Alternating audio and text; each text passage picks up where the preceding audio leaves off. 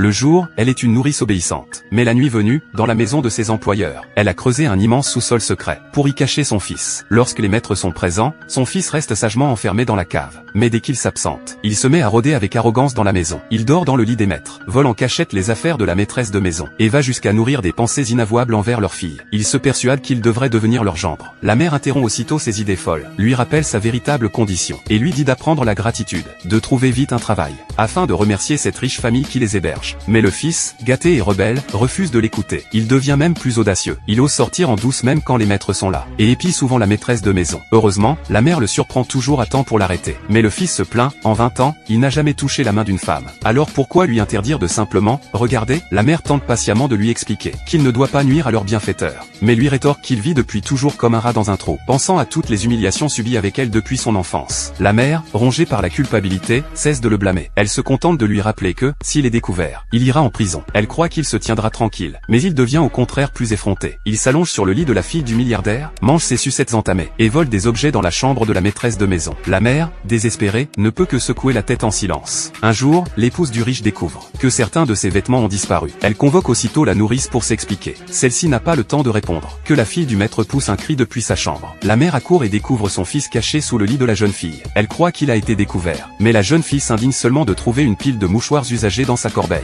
La mère, affolée, prétend qu'elle s'en est servie parce qu'elle était enrhumée. Mais la jeune fille s'apprête à regarder sous le lit, lorsqu'un appel de son père l'interrompt. Le fils profite de l'occasion pour s'échapper. Il entend alors le milliardaire annoncer que toute la famille partira le lendemain en voyage à l'étranger. Fou de joie, il s'imagine déjà devenir le maître de la maison. Il appelle aussitôt ses amis, se vante d'être désormais le gendre du milliardaire, et les invite à venir faire la fête dans la villa. Il ignore encore combien cette décision le plongera dans le regret. Le lendemain, la famille riche se prépare à partir pour l'aéroport. Avant de partir, ils ordonnent à la nourrice de ne laisser entrer personne de suspect. Mais à peine sont-ils partis, que les amis du fils débarquent à la villa, tous jaloux de sa prétendue nouvelle condition. Il les fait aussitôt entrer. Revenant du marché, la mère s'indigne et le sermonne. S'ils sont découverts, ils finiront en prison. Mais le fils, d'un ton brutal, lui réplique que les maîtres ne rentreront pas, et qu'il veut profiter de ce moment de gloire. Pendant ce temps, à l'aéroport, la fille du milliardaire réalise qu'elle a oublié ses papiers d'identité. Sa mère l'accompagne donc précipitamment pour les récupérer. Mais la villa est déjà en plein chaos. Les amis du fils portent les costumes sur mesure du milliardaire, s'emparent de ses montres de luxe, et organisent une fête débridée dans le salon. La mère tente de raisonner son fils, mais un de ses amis la gifle brutalement. Sous le choc, elle attend que son fils la défende.